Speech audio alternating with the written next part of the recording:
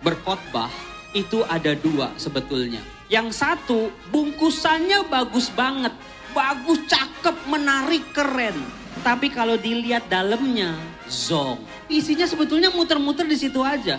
Di satu sisi lain, panjang banget. Semuanya dibahas, semuanya diomongin. Gak menarik secara packaging. Tapi sebetulnya isinya bagus. Kalau kalian pilih yang mana coba? Saya punya moto hidup seperti ini. Karena ia tahu jalan hidupku, seandainya ia menguji aku akan timbul seperti emas.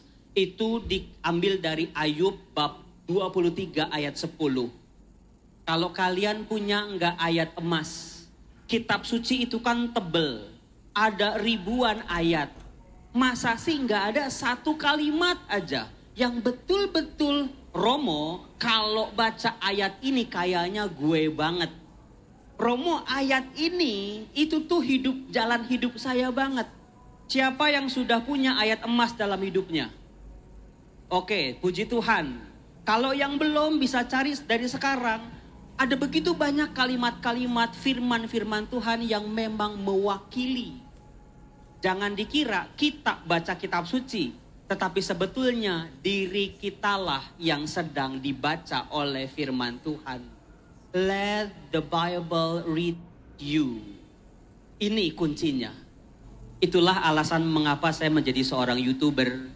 Jam 4:30 pagi ketika kalian masih tidur, saya sudah salam damai sejahtera saudara-saudaraku terkasih, pencinta firman Tuhan. Berjumpa kembali dengan Bible Learning with Father Joseph. Saya kerja cuma sendiri. Salah, ulang lagi, matiin kamera, mulai lagi. Salam damai sejahtera saudara-saudaraku, tukang bajai lewat. Ulang lagi, salam damai sejahtera, ada yang ngetok pintu. Itu bisa 20 kali setiap bikin video. Karena saya kerja cuma sendiri. Nah ini, soal evangelisasi. Apa sih Romo evangelisasi? Makanan apaan tuh? Saya mau memberikan 4 siklus soal evangelisasi. Yang pertama-tama, sebelum kita ngajarin orang baik, sebelum kita nyuruh orang berdoa, sebelum kita nyuruh orang bertobat, sebelum kita nyuruh orang lain kenal sama Yesus, yang pertama-tama mutlak gak bisa ditawar-tawar adalah silakan evangelisasi pribadi, pertobatan pribadi. Aku gak bisa nyuruh temenku ke gereja kalau aku malas ke gereja.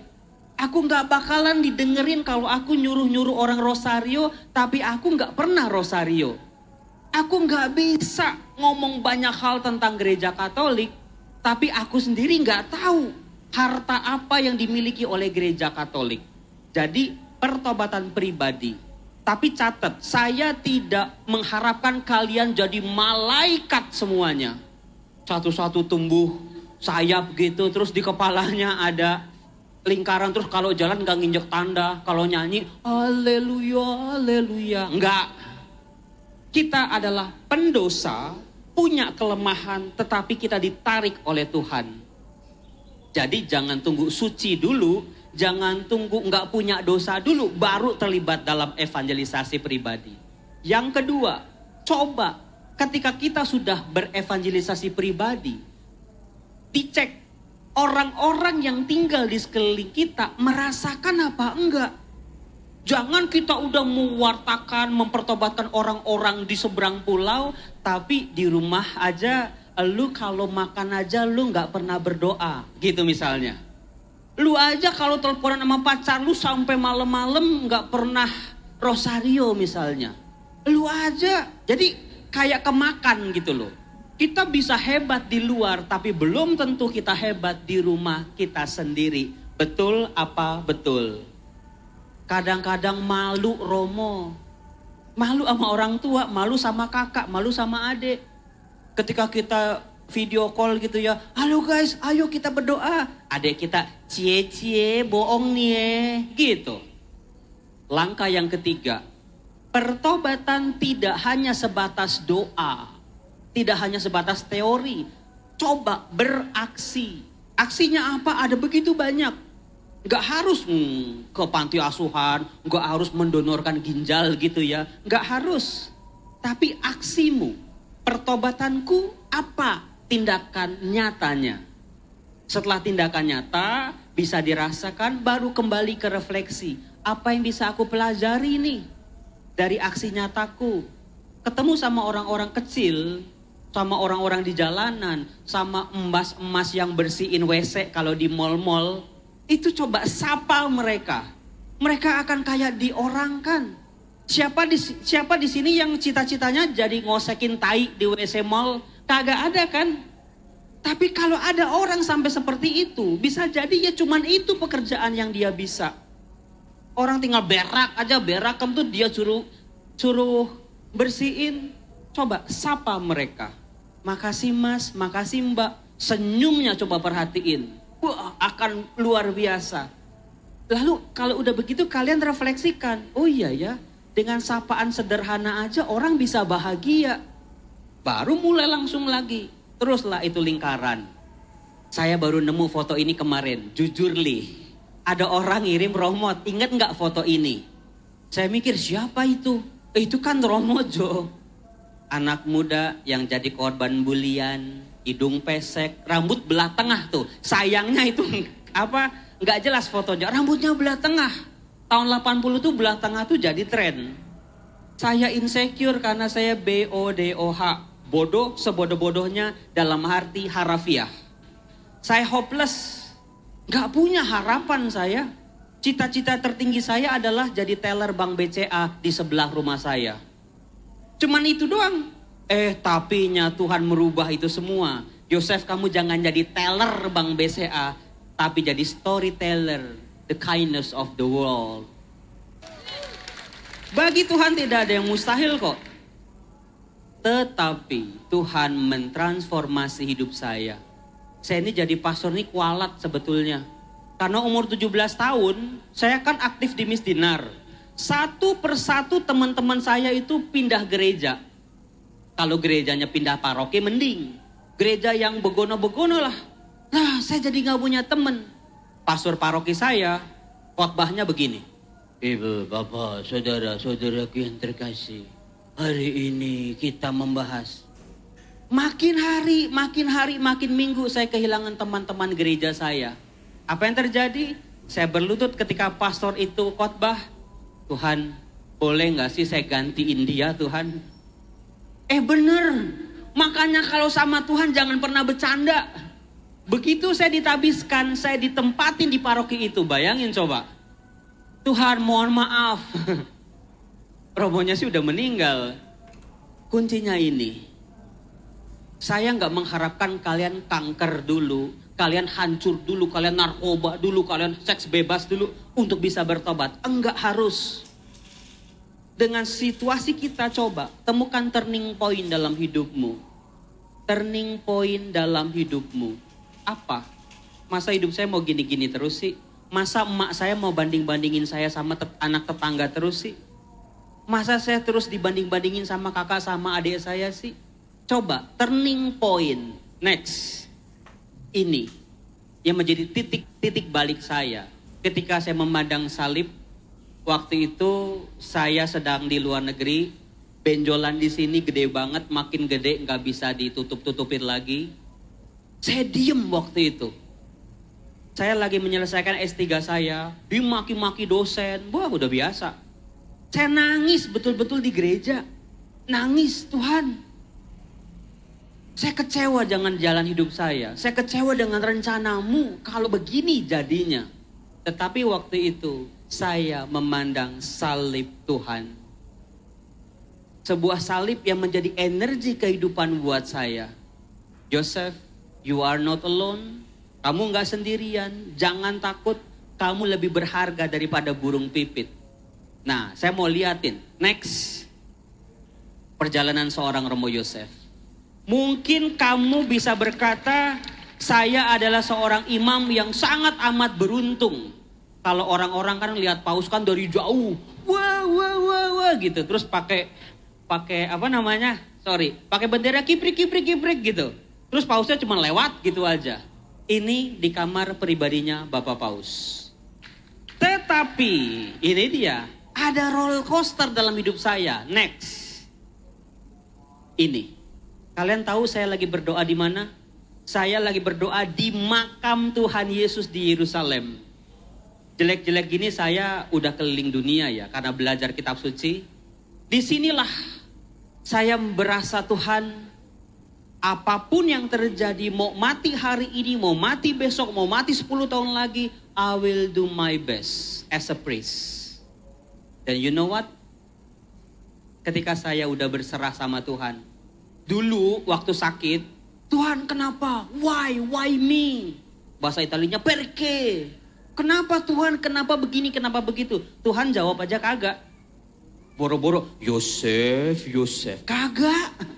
Semakin saya tanya, semakin saya kecewa, semakin saya marah sama Tuhan. Tuhan seolah-olah semakin diam. Tetapi di tempat ini, ketika I surrender, Tuhan, aku berserah deh. Kalau kata perang saya udah bendera putih lah, saya nyerah Tuhan. Tapi di situ rahmat Tuhan mulai bekerja. Betul-betul tempat ini, kalau kalian punya duit nanti suatu saat ya, pergi ke makam Yesus. Itu energinya tuh kenceng banget. Disinilah saya menjadi sembuh. Believe it or not, sampai hari ini udah 7 tahun saya sehat-sehat walafiat. Karena kuasa kasih Tuhan. Jadi turning point, temukan turning point dalam hidupmu. Apa itu? Next. Nah, apa sih? Kalian ngikutin yang tadi. Apa sih evangelisasi? Ada 4 ciri. Kalian pasti tahu 4 simbol pengarang Injil. Tahu apa?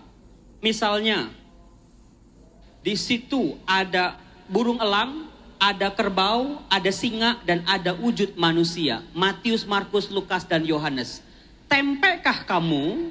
Masing-masing binatang itu punya arti. Misalnya begini, elang. Burung elang kekuatannya apa? Dia jeli bisa melihat. Evangelisasi harus pinter-pinter melihat peluang. Orang lain mungkin gak lihat, tapi kita perlu mata elang itu. Mana nih peluang-peluang nih yang belum dibikin, yang belum ada, yang orang lain gak bisa, tapi aku bisa. Yang kedua, itu kerbau. Kerbau itu kan kerjanya dari pagi sampai sore dia bajak tanah.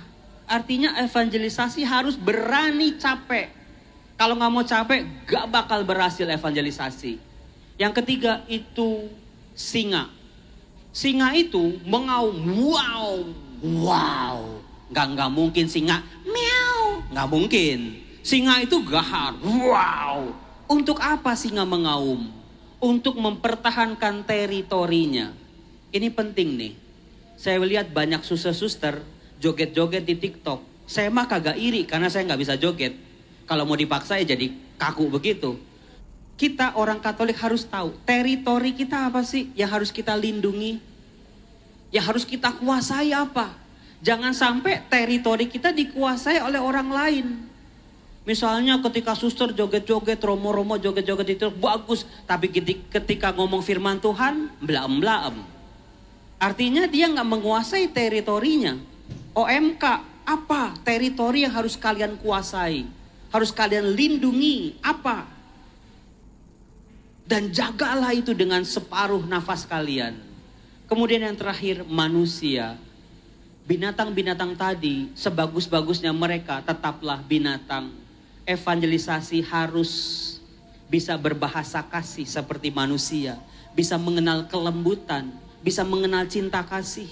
Bisa mengenal pengampunan. Binatang-binatang gak bisa. Next. Gong terakhir dari saya. Evangelisasi, berkhotbah, itu ada 2 sebetulnya. Yang satu, bungkusannya bagus banget. Bagus, cakep, menarik, keren. Tapi kalau dilihat dalamnya, zong.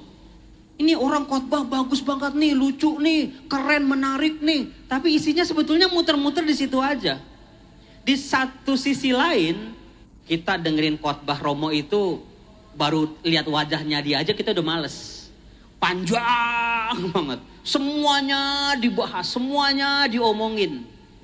Gak menarik secara packaging. Tapi sebetulnya isinya bagus. Kalau kalian pilih yang mana coba? Siapa yang isinya bagus, luarnya jelek? Isinya bagus, luarnya jelek.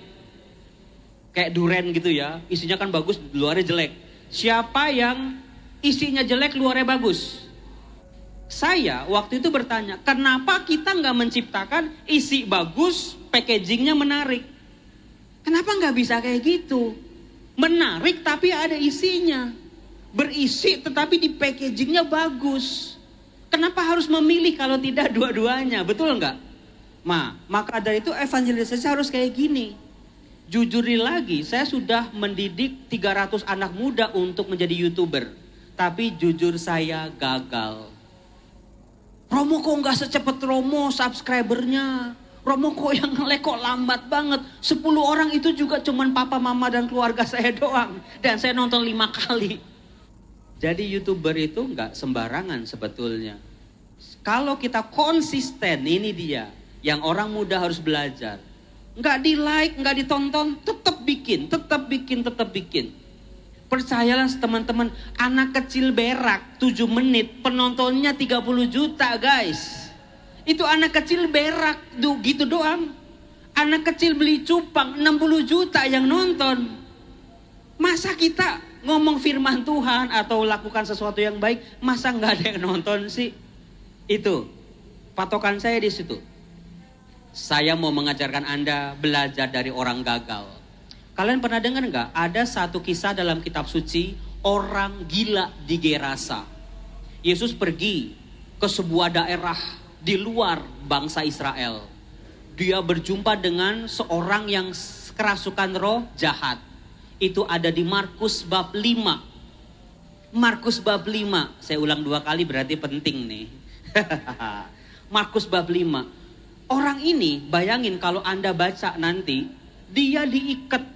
Dia dirantai, dia itu tinggal sendirian di perkuburan. Dia nyemplungin dirinya ke air, dia membakar dirinya. Bahkan dikatakan dia memukul-mukul dirinya dengan batu. Kalau baca kitab suci coba pakai imajinasi. Kira-kira orang kayak gitu seganteng Masnya ini enggak? Coba berdiri. Dia dibakar, dia masuk ke air, dia mukul-mukul diri dengan batu, dia dirantai, kayak gini nggak mulusnya? Nggak mungkin, terima kasih. Pasti bonyok, pasti itu udah kotor, berdarah-darah, nggak jelas. Dirantai guys, ini manusia apa binatang ini? Dia ditinggal di pekuburan, artinya apa? Dia dibuang sama saudara-saudaranya, sama keluarganya. Lalu dia berjumpa dengan Yesus, terjadilah kesembuhan. Yesus mengusir roh jahat itu. Lalu orang ini yang sudah sembuh mau ikut Yesus. Tetapi Yesus menolaknya. Ini yang mengagetkan. Yesus menolak orang ini untuk ikut dengan dia. Pergilah, katakanlah kepada bangsamu, kepada tetangga-tetanggamu apa yang diperbuat Tuhan kepadamu. Kalau secara teori orang ini gagal. Mau ikut Yesus, gagal. Yesus menolak dia. Tapi tempekah Anda? Langsung orang-orang Gerasa, pergilah. Yesus pun gagal. Misi pertama Yesus pergi keluar daerah luar Israel, gagal total. Maka jangan pernah takut, minder, mundur kalau kalian gagal. Coba terus. Dan luar biasanya, ada kisah perempuan Sirofenisia yang percaya, yang anaknya juga kerasukan setan. Yesus setelah beberapa hari datang lagi ke tempat itu, ada seorang perempuan, seorang ibu datang kepada Yesus, kasihanilah aku, anakku kerasukan setan dan sangat amat menderita. Pertanyaan saya, tahu dari mana ini ibu, Yesus itu bisa ngusir setan? Tahu dari mana dia? Kan dulu belum ada Instagram. Waktu Yesus nyembuhin kan nggak begini. Tahu dari mana? Dari orang yang sembuh di Gerasa itu. Betul-betul dia berevangelisasi. Dia mewartakan tentang Yesus. Sehingga betul-betul ketika Yesus datang lagi, orang udah pada kenal. Lalu yang menariknya lagi adalah ketika Yesus masuk lagi ke tengah-tengah daerah orang asing, Tirus dan Sidon, dikatakan banyak orang berbondong-bondong membawa orang-orang sakit, orang-orang kerasukan setan untuk minta disembuhkan. Pertanyaannya lagi, dari mana mereka ini tahu Yesus itu sakti mandraguna? Yesus bisa punya kuasa menyembuhkan, mengusir roh jahat. Dari orang yang tadi disembuhkan, orang sakit, orang gila di Gerasa itu. Jadi saya percaya tidak ada sesuatu pun kalau kita berevangelisasi itu dikatakan gagal. Nggak ada. Kalau kita tetap mau terus, pasti akan ada hasilnya. Baik, sekian. Salam dan sejahtera saudara-saudara terkasih. Saya Romo Yosef 1 Bible Learning with Joseph bersama OM dari seluruh Indonesia.